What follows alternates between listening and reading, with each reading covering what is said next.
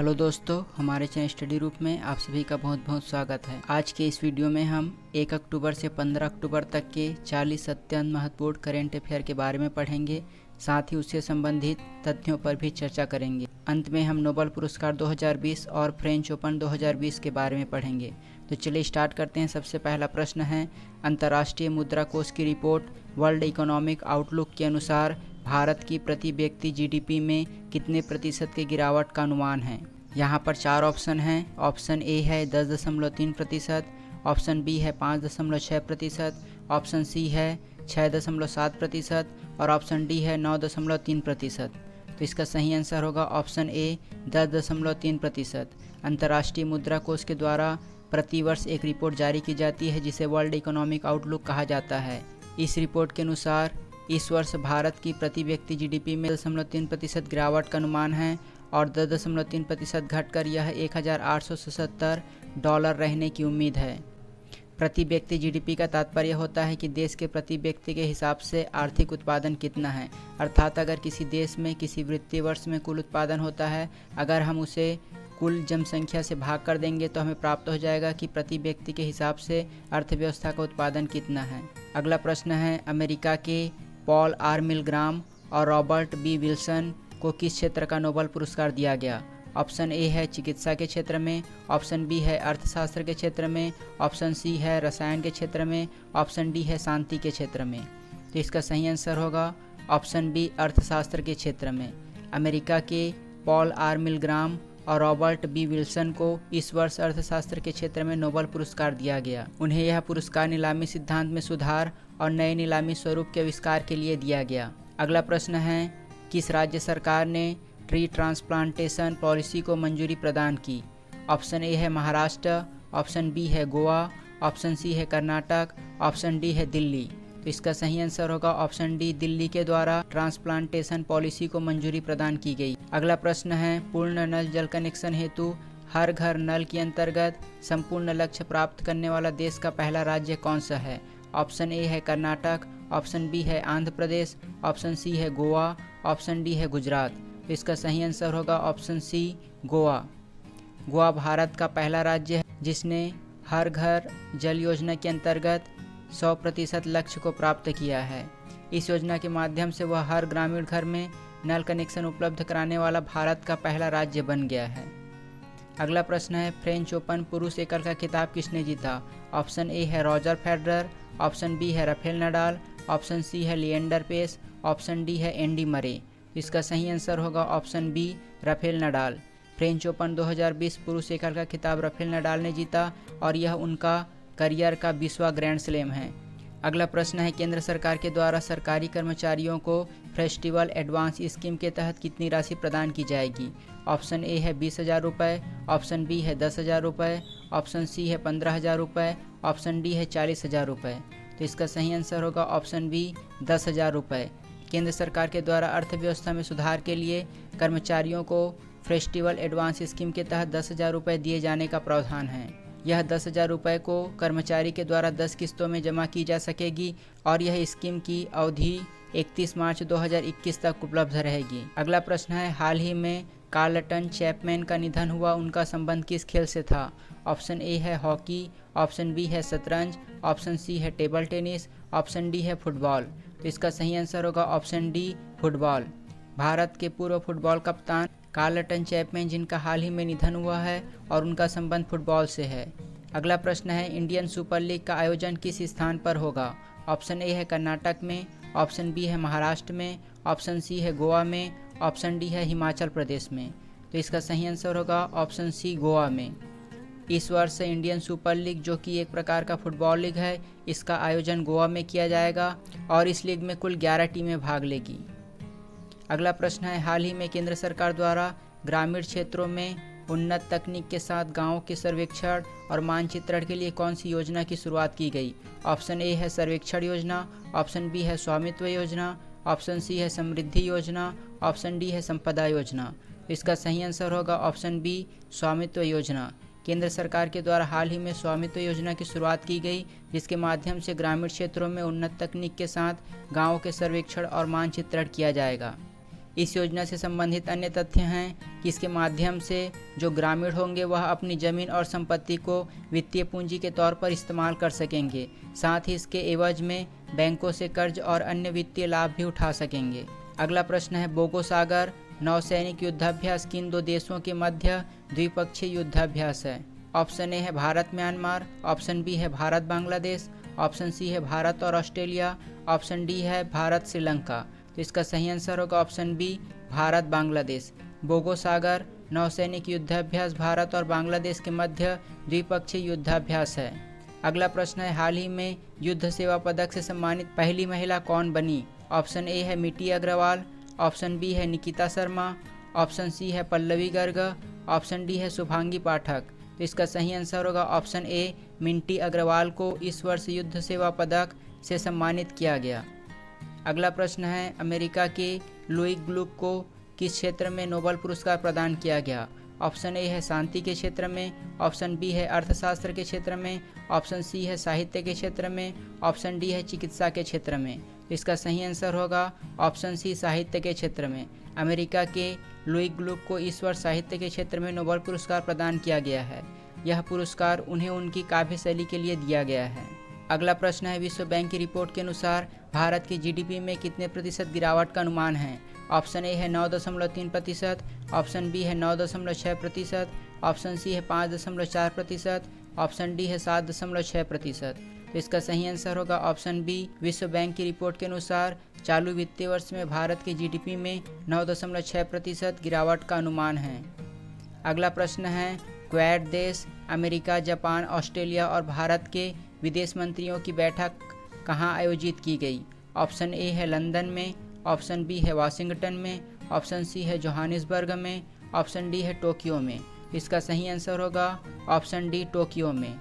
Japan की राजधानी Tokyo में क्वाड देश, जिसके अंतर्गत अमेरिका, जापान, ऑस्ट्रेलिया और भारत के विदेश मंत्रियों की बैठक आयोजित की गई। अगला प्रश्न है, ब्रिक्स सम्मेलन नवंबर 2020 में आयोजित होगा, जिसकी अध्यक्षता किस देश के द्वारा की जाएगी? ऑप्शन ए है ब्राज़ील, ऑप्शन बी है भारत, ऑप्शन सी है रूस, ऑप्शन डी है चीन। इसका सही आंसर होगा ऑप्शन सी, रूस। इस वर्ष ब्रिक्स आयोजन, जो कि 12वां शिखर सम्मेलन होगा, उसका आयोजन नवंबर 2020 में किया जाएगा और यह सम्मेलन जो होगा वह वीडियो कॉन्फ्रेंसिंग के माध्यम से होगा। इसकी अध्यक्षता रूस के द्वारा की जाएगी। ब्रिक्स जो है 5 देशों का समूह है, जिसमें ब्राज़ील, रसिया, इंडिया, चाइना और साउथ अफ्रीका शामिल हैं। अगला प्रश्न है, एसबीआई के नए चेयरमैन किन्हें नियुक्त किया गया? ऑप्शन ए है राजीव रंजन मिश्र, ऑप्शन बी है दिनेश कुमार खारा, ऑप्शन सी है हरीश कुमार, ऑप्शन डी है मनोज मुखर्जी। तो इसका सही आंसर होगा ऑप्शन बी, दिनेश कुमार खारा को एसबीआई के नए चेयरमैन के रूप में नियुक्त किया गया है। अगला प्रश्न है, भारतीय विमानपत्तल का कौन सा पहला हवाई अड्डा जो पूरी तरह सौर ऊर्जा से संचालित होगा? ऑप्शन ए है पोर्ट ब्लेयर हवाई अड्डा, ऑप्शन बी है कोझिकोड हवाई अड्डा, ऑप्शन सी है पुदुचेरी हवाई अड्डा, ऑप्शन डी है कोचीन हवाई अड्डा। तो इसका सही आंसर होगा ऑप्शन सी, पुदुचेरी हवाई अड्डा। भारतीय विमानपत्तल प्राधिकरण के अंतर्गत पहला हवाई अड्डा पुदुचेरी हवाई अड्डा है, जो पूरी तरह सौर ऊर्जा से संचालित होगा। अगला प्रश्न है, भारत की कोरोना वायरस के लिए नई पेपर टेस्टिंग का क्या नाम है? ऑप्शन ए है फेलुदा, ऑप्शन बी है आपला, ऑप्शन सी है कोपीटी, ऑप्शन डी है जम्पल। तो इसका सही आंसर होगा ऑप्शन ए, फेलुदा। भारत के द्वारा कोरोना वायरस के लिए नई पेपर टेस्टिंग, जिसका नाम फेलुदा रखा गया है। यह नई पेपर टेस्टिंग तकनीक है जिसका नाम फेलुदा रखा गया है। यह मशहूर काल्पनिक डिटेक्टिव के नाम पर इसका नाम रखा गया है। यह जो है क्रिस्पर नाम की जीन एडिटिंग टेक्नोलॉजी पर आधारित है। इसका जो उत्पादन किया जाएगा वह टाटा कंपनी के द्वारा किया जाएगा। वर्तमान में इसका परीक्षण जारी है। अगला प्रश्न है, हाल ही में मार्कस ट्राइडजो को किस बैंक के नए अध्यक्ष के रूप में चुना गया? ऑप्शन ए है सिंगापुर बैंक, ऑप्शन बी है New Development Bank, option C है वर्ल्ड बैंक और ऑप्शन डी है स्विस बैंक। तो इसका सही आंसर होगा option B, New Development Bank. हाल ही में न्यू डेवलपमेंट बैंक के नए अध्यक्ष के रूप में मार्कस ट्राइडजो को नियुक्त किया गया है। अगला प्रश्न है, हाल ही में film and television institute of India society के नए अध्यक्ष के रूप में किसे नियुक्त किया गया है? ऑप्शन ए है परेश रावल, ऑप्शन बी है जॉनी लीवर, ऑप्शन सी है शेखर कपूर, ऑप्शन डी है प्रसून जोशी। तो इसका सही आंसर होगा ऑप्शन सी शेखर कपूर। हाल ही में film and television institute of India society के नए अध्यक्ष के रूप में शेखर कपूर को नियुक्त किया गया है। अगला प्रश्न है, रिजर्व बैंक ऑफ इंडिया ने अपने ग्राहक जागरूकता अभियान के लिए किस अभिनेता को चुना है? ऑप्शन ए है आयुष्मान खुराना, ऑप्शन बी है आमिर खान, ऑप्शन सी है अक्षय कुमार, ऑप्शन डी है अमिताभ बच्चन। तो इसका सही आंसर होगा option D Amitabh Bachchan. Reserve bank of India के द्वारा ग्राहक जागरूकता अभियान के लिए अमिताभ बच्चन को चुना गया है। अगला प्रश्न है, सितवे बंदरगाह का संचालन भारत के द्वारा किया जाएगा, यह किस देश में स्थित बंदरगाह है? ऑप्शन ए है म्यांमार, ऑप्शन बी है थाईलैंड, ऑप्शन सी है बांग्लादेश, ऑप्शन डी है श्रीलंका। तो इसका सही आंसर होगा ऑप्शन ए म्यांमार। भारत के द्वारा सितवे बंदरगाह के संचालन की घोषणा की गई और यह म्यांमार में स्थित एक बंदरगाह है। अगला प्रश्न है, इसरो द्वारा वीनस मिशन की शुरुआत कब तक करने की योजना है? ऑप्शन ए है 2021 तक, ऑप्शन बी है 2024 तक, ऑप्शन सी है 2025 तक, ऑप्शन डी है 2028 तक। तो इसका सही आंसर होगा ऑप्शन सी 2025 तक। भारत के द्वारा वीनस मिशन, जो कि शुक्र ग्रह के वातावरण के अध्ययन के लिए एक मिशन है, जिसकी शुरुआत 2025 तक किए जाने की योजना है। अगला प्रश्न है, आरबीआई के द्वारा आरबीआई अधिनियम की दूसरी अनुसूची से कितने सरकारी बैंकों को बाहर किया गया? ऑप्शन ए है 8, ऑप्शन बी है 3, ऑप्शन सी है 5, ऑप्शन डी है 6। तो इसका सही आंसर होगा ऑप्शन डी 6। आरबीआई के द्वारा आरबीआई अधिनियम की दूसरी अनुसूची में 6 बैंकों को बाहर किया गया है। इन बैंकों को विलय के कारण सूची से बाहर किया गया है। अगला प्रश्न है, वर्चुअल G20 लीडर्स समिट का आयोजन किसके द्वारा किया गया है? ऑप्शन ए है रूस, ऑप्शन बी है सऊदी अरब, ऑप्शन सी है फ्रांस, ऑप्शन डी है ऑस्ट्रेलिया।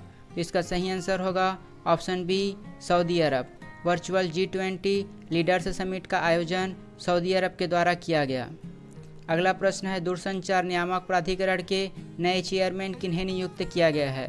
ऑप्शन ए है BK यादव, ऑप्शन बी है PD वाघेला, ऑप्शन सी है अनीस मुखर्जी, ऑप्शन डी है राजेश मल्होत्रा। तो इसका सही आंसर होगा ऑप्शन बी PD वाघेला। दूरसंचार नियामक प्राधिकरण के नए चेयरमैन के रूप में PD वाघेला को नियुक्त किया गया है। अगला प्रश्न है, पाटा ग्रैंड अवार्ड 2020 से किस राज्य को सम्मानित किया गया? ऑप्शन ए है महाराष्ट्र, ऑप्शन बी है कर्नाटक, ऑप्शन सी है आंध्र प्रदेश, ऑप्शन डी है केरल। तो इसका सही आंसर होगा ऑप्शन डी केरल। पाटा ग्रैंड अवार्ड 2020 से केरल राज्य को सम्मानित किया गया। अगला प्रश्न है, भारत की पहली तटरक्षक अकादमी की स्थापना किस स्थान पर की गई है? ऑप्शन ए है मनेंद्रगढ़, ऑप्शन बी है कोचीन, ऑप्शन सी है मंगलुरु, ऑप्शन डी है चेन्नई। तो इसका सही आंसर होगा ऑप्शन सी मंगलुरु। भारत का पहला तटरक्षक अकादमी की स्थापना मंगलुरु में की गई है। अगला प्रश्न है, हाल ही में शेखर बसु का निधन हुआ, उनका संबंध किस क्षेत्र से था? ऑप्शन ए है कृषि वैज्ञानिक, ऑप्शन बी है नाभिकीय वैज्ञानिक, ऑप्शन सी है खगोल वैज्ञानिक, ऑप्शन डी है नैनो चिकित्सा तकनीक विशेषज्ञ। तो इसका सही आंसर होगा ऑप्शन बी नाभिकीय वैज्ञानिक। हाल ही में शेखर बसु का निधन हुआ, जो कि एक नाभिकीय वैज्ञानिक थे। अगला प्रश्न है, विश्व स्तरीय दिव्यांग खेल की स्थापना किस स्थान पर की गई? ऑप्शन ए है भोपाल, ऑप्शन बी है ग्वालियर, ऑप्शन सी है गुवाहाटी, ऑप्शन डी है चेन्नई। तो इसका सही आंसर होगा ऑप्शन बी ग्वालियर। विश्व स्तरीय दिव्यांग खेल केंद्र की स्थापना ग्वालियर में की गई। अगला प्रश्न है, दक्षिण भारत की पहली और भारत की दूसरी किसान रेल किन दो क्षेत्रों के मध्य संचालित हुई? ऑप्शन ए है कोचीन से दिल्ली, ऑप्शन बी है अनंतपुर से दिल्ली, ऑप्शन सी है हैदराबाद से पटना, ऑप्शन डी है अमरावती से दिल्ली। तो इसका सही आंसर होगा ऑप्शन बी अनंतपुर से दिल्ली के मध्य दक्षिण भारत की पहली जबकि भारत की दूसरी किसान रेल का संचालन किया गया। यह ट्रेन दक्षिण भारत आंध्र प्रदेश के अनंतपुर से शुरू होकर दिल्ली के मध्य चलेगी। अगला प्रश्न है, वैश्विक जोखिम रिपोर्ट 2020 में भारत को कौन से स्थान प्राप्त हुआ? ऑप्शन ए है 51वां, ऑप्शन बी है 48वां, ऑप्शन सी है 50वां और ऑप्शन डी है 89वां। तो इसका सही आंसर होगा ऑप्शन डी 89 स्थान प्राप्त हुआ। वैश्विक जोखिम रिपोर्ट 2020 में भारत को 89वां स्थान प्राप्त हुआ। अगला प्रश्न है, 5G और 5G प्लस टेक्नोलॉजी भारत और किस देश के सहयोग से तैयार करेगा? ऑप्शन ए है फ्रांस, ऑप्शन बी है रूस, ऑप्शन सी है जापान, ऑप्शन डी है इजराइल। तो इसका सही आंसर होगा ऑप्शन सी जापान। 5G और 5G प्लस टेक्नोलॉजी भारत और जापान के मध्य सहयोग से तैयार की जाएगी। अगला प्रश्न है, भारत के राष्ट्रपति, उपराष्ट्रपति, प्रधानमंत्री के लिए अत्याधुनिक मिसाइल रक्षा प्रणाली युक्त विशेष विमान का निर्माण बोइंग कंपनी द्वारा किया गया। यह किस देश की कंपनी है? ऑप्शन ए है रूस, ऑप्शन बी है फ्रांस, ऑप्शन सी है अमेरिका, ऑप्शन डी है ब्रिटेन। तो इसका सही आंसर होगा ऑप्शन सी अमेरिका। हाल ही में राष्ट्रपति, उपराष्ट्रपति, प्रधानमंत्री के लिए अत्याधुनिक मिसाइल रक्षा प्रणाली युक्त विशेष विमान भारत आया और इसका जो नाम है वह है बोइंग 777। इसका निर्माण बोइंग कंपनी अमेरिका के द्वारा किया गया। अगला प्रश्न है, राष्ट्रीय वन्य जीव सप्ताह कब मनाया गया? ऑप्शन ए है 1 से 7 अक्टूबर, ऑप्शन बी है 2 से 8 अक्टूबर, ऑप्शन सी है 10 से 17 अक्टूबर, ऑप्शन डी है 3 से 10 अक्टूबर। तो इसका सही आंसर होगा ऑप्शन बी 2 से 8 अक्टूबर के। राष्ट्रीय वन्य जीव सप्ताह 2 से 8 अक्टूबर के मध्य मनाया जाता है। अगला प्रश्न है, हाल ही में किस राज्य के द्वारा प्रवासी श्रमिकों के लिए आजीविका उत्पादन पोर्टल लॉन्च किया गया? ऑप्शन ए है असम, ऑप्शन बी है हिमाचल प्रदेश, ऑप्शन सी है नागालैंड, ऑप्शन डी है अरुणाचल प्रदेश। इसका सही आंसर होगा ऑप्शन सी नागालैंड। नागालैंड राज्य के द्वारा प्रवासी श्रमिकों के लिए आजीविका उत्पादन पोर्टल लॉन्च किया गया। अगला प्रश्न है, हाल ही में MP सुब्रमण्यम का निधन हुआ, उनका संबंध किस क्षेत्र से था? ऑप्शन ए है पत्रकारिता, ऑप्शन बी है संगीत, ऑप्शन सी है चित्रकला, ऑप्शन डी है शास्त्रीय नृत्य। तो इसका सही आंसर होगा ऑप्शन बी संगीत। SP सुब्रमण्यम जिनका संबंध संगीत से था और उनका हाल ही में निधन हुआ है। अगला प्रश्न है, हाल ही में स्वदेश निर्मित परमाणु क्षमता वाली पृथ्वी 2 मिसाइल का सफल परीक्षण किया गया। यह वार करने में सक्षम है। ऑप्शन ए है सतह से हवा, ऑप्शन बी है सतह से सतह, ऑप्शन सी है हवा से हवा और ऑप्शन डी है हवा से सतह। तो इसका सही आंसर होगा ऑप्शन बी सतह से सतह। स्वदेश निर्मित परमाणु क्षमता वाली पृथ्वी 2 का सफल परीक्षण किया गया। यह मिसाइल सतह से सतह वार करने में सक्षम है और इसकी जो मारक क्षमता है वह है 350 किलोमीटर, अर्थात यह 350 किलोमीटर की दूरी तक वार करने में सक्षम है। अगला प्रश्न है, त्वेषा मलिक का संबंध किस खेल से है? ऑप्शन ए है हॉकी, ऑप्शन बी है गोल्फ, ऑप्शन सी है स्नूकर, ऑप्शन डी है शतरंज। तो इसका सही आंसर होगा ऑप्शन बी गोल्फ। त्वेषा मलिक जिनका संबंध गोल्फ से है। अगला प्रश्न है, भारत का पहला चिकित्सा उपकरण पार्क किस राज्य में बनाया गया है?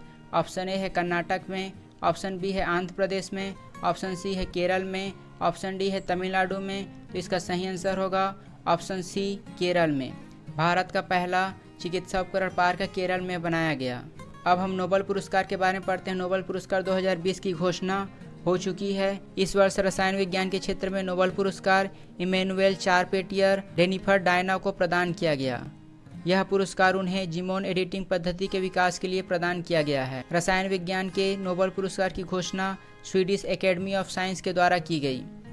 शांति के क्षेत्र में नोबेल पुरस्कार इस वर्ष संयुक्त राष्ट्र की विश्व खाद्य कार्यक्रम को प्रदान की गई है। विश्व खाद्य कार्यक्रम के माध्यम से वैश्विक स्तर पर भूख से लड़ने और खाद्य सुरक्षा के प्रयासों के लिए इस वर्ष शांति का नोबेल पुरस्कार संयुक्त राष्ट्र के खाद्य कार्यक्रम को प्रदान की गई। साहित्य के क्षेत्र में नोबेल पुरस्कार 2020 अमेरिका के लुई ग्लूक को प्रदान की गई और उन्हें उनकी काव्य शैली रचना के लिए प्रदान की गई। जबकि भौतिकी के क्षेत्र में नोबेल पुरस्कार 2020 3 वैज्ञानिकों को खगोलीय खोज के लिए प्रदान की गई। रॉजर पेनरोसे को ब्लैक होल की खोज के लिए, जबकि रिनहार्ड गैजेल और एंड्रिया घेज को हमारी आकाशगंगा के केंद्र पर सुपरमेसिव कॉन्सेप्ट ऑब्जेक्ट की खोज के लिए उन्हें इस वर्ष भौतिक शास्त्र का नोबेल पुरस्कार प्रदान किया गया। जबकि अर्थशास्त्र के क्षेत्र में नोबेल पुरस्कार 2020 अमेरिका के पॉल आर मिलग्राम और रॉबर्ट बी विल्सन को प्रदान की गई। यह पुरस्कार नीलामी सिद्धांत में सुधार और नए नीलामी स्वरूप के आविष्कार के लिए प्रदान की गई। जबकि चिकित्सा के क्षेत्र में नोबेल पुरस्कार 2020 हार्वे जे आर्टल, माइकल हाप्टन और चार्ल्स एम राइट को प्रदान की गई। उन्हें यह पुरस्कार हेपेटाइटिस सी वायरस की खोज के लिए दिया गया। हेपेटाइटिस सी वायरस के माध्यम से सिरोसिस और यकृत कैंसर नामक रोग होता है। इसके बाद हम फ्रेंच ओपन के बारे में पढ़ते हैं। फ्रेंच ओपन 2020 वुमेन सिंगल का खिताब पोलैंड की एगा स्विटेक ने जीता। जबकि फ्रेंच ओपन महिला युगल का खिताब इस वर्ष टीमिया बाबोसा, क्रिस्टीना म्लादेनोविच ने जीता। जबकि इस वर्ष फ्रेंच ओपन पुरुष एकल का खिताब राफेल नडाल ने जीता और राफेल नडाल का यह करियर का 20वां ग्रैंड स्लैम था। जबकि इस वर्ष फ्रेंच ओपन पुरुष युगल का खिताब आंद्रे स्मिथ और केविन क्राविट्ज ने जीता। तो इस बिंदु को हमें याद रखना। फ्रेंच ओपन महिला एकल का खिताब पोलैंड की एगा स्विटेक ने जीता, जबकि फ्रेंच ओपन पुरुष एकल का खिताब राफेल नडाल ने जीता। यह उनका 20वां ग्रैंड स्लैम था। तो आज के लिए बस इतना ही। अगर आप करंट अफेयर से रिलेटेड ऐसे ही और वीडियो पाना चाहते हैं तो हमारे चैनल को सब्सक्राइब कीजिए और बगल का नोटिफिकेशन बेल भी ऑन कर दीजिए ताकि हमारे द्वारा डाली गई सारी वीडियो आप तक पहुंचे सबसे पहले। धन्यवाद।